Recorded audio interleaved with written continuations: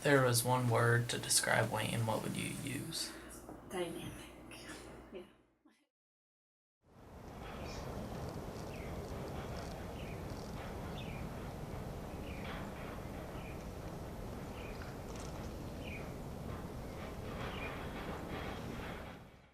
The people who call themselves the Ungers are convicted criminals, some 250 in all, sentenced to life in prison many years ago for violent crimes. Thanks to an appeals court in Maryland, they now have the opportunity to be released, an opportunity many have already taken. After decades in prison, Wayne Brewton Bay only got out last spring.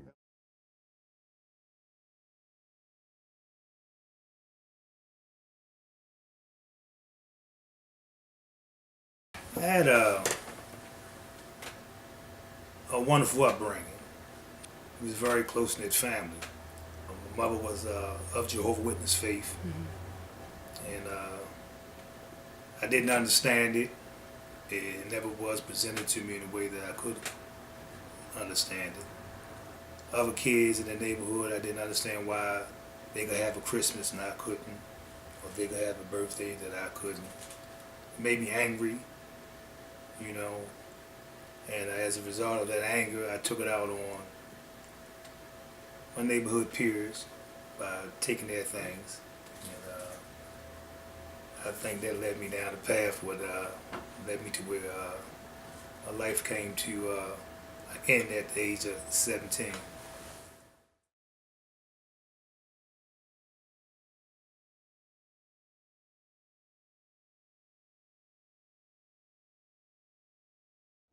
It was July 1979, and headed into a rural farm store located on Windsor Mill Road in Baltimore County, and a young man was working behind the counter, entered the store, demanding the money. And he proceeded to put two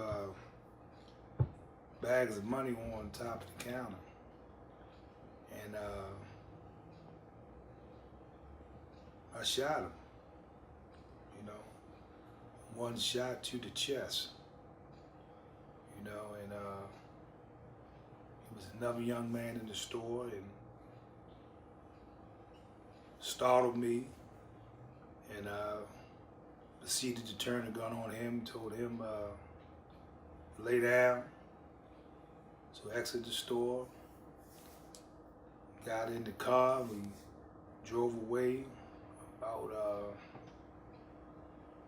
3-4 days later, my co-defendant was arrested, or taken down to the police station, and what I just done told y'all, that's the same thing that he said, along with, you know, with some other things, you know, and as a result of that, I was arrested like 2 weeks after that for armed robbery and first-degree murder.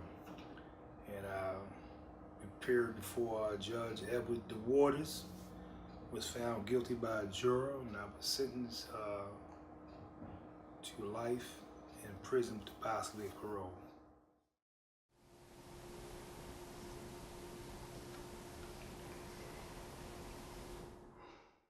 The Unger case, so prior to, I think it was about 1981, I believe, juries were given particular instructions by judges when they were making decisions. And the instructions essentially told them, you're the deciders of the law, which maybe doesn't sound problematic until you think about what that actually means. So that means that jurors could reject innocent until proven guilty, that they didn't necessarily have to meet a particular standard, which is beyond the reasonable doubt in terms of finding someone guilty. So all of those kinds of things were kind of pushed to the side. And so then we get to 2012, which is the Unger case, where the court basically decided that any of the cases that had been decided under those instructions, those folks were eligible for a retrial. They were denied due process. So there were about 250 people, one woman, the rest men, 90% African American, who were impacted by this. For many folks, including a whole bunch of folks in Baltimore City, which of course Wayne is a part of, the decision was essentially to release people on parole with time served. Those folks are called the Unger Crew.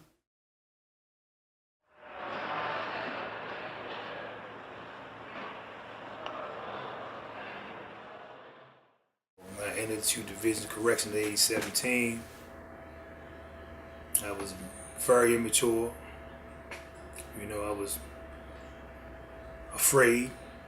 You know, you hear a lot of stories about what goes on, and when you actually be in there and basically seeing it, and a lot of younger guys my age were getting molested and you know, and raped, and I didn't want that to happen to me, so I became a terror. You know, the first 7 years of my incarceration, I was back and forth on segregation, and, you know, fighting other inmates and fighting correctional officers. And around about 1985, 86, an older inmate by the name of George Smith pulled me to the side and asked me did I want to die in prison. And I don't want to die in prison. So he was president of a self-help program called CAP JCs.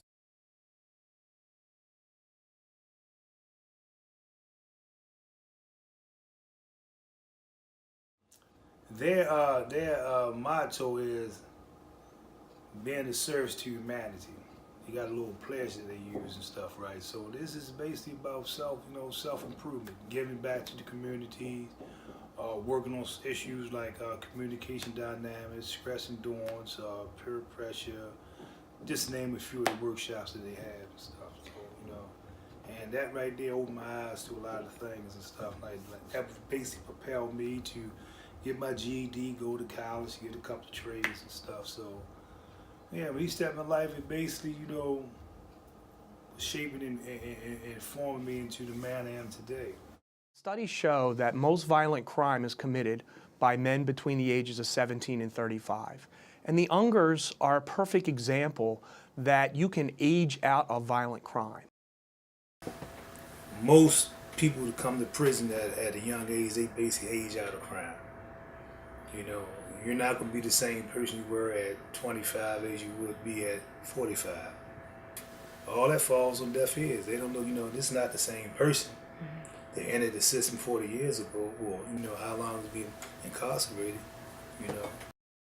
So I really understood the part about giving back to the community. You know what I mean? Not in a philanthropist way, but just being a good humanitarian. And that's the value basically of our motto of existence, is that our life is good to other people. It's come full circle. So I done went from a prisoner to a prisoner advocate.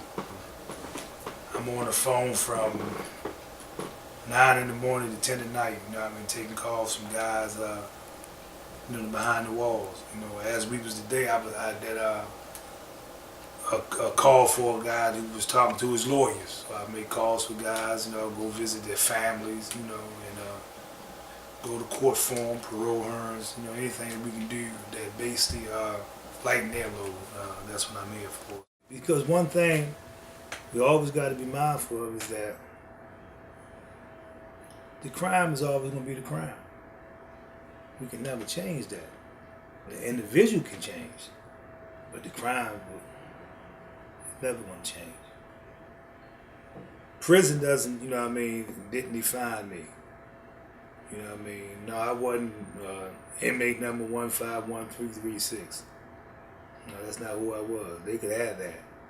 You know, when they count me, you know, they can count the vehicle. But my spirit and mind and thoughts was a million miles away. You know?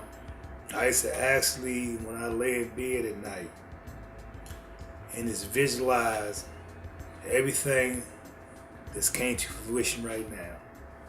I used to actually see it, and I couldn't even touch it. I wasn't even here yet. That's how it really was. You know, and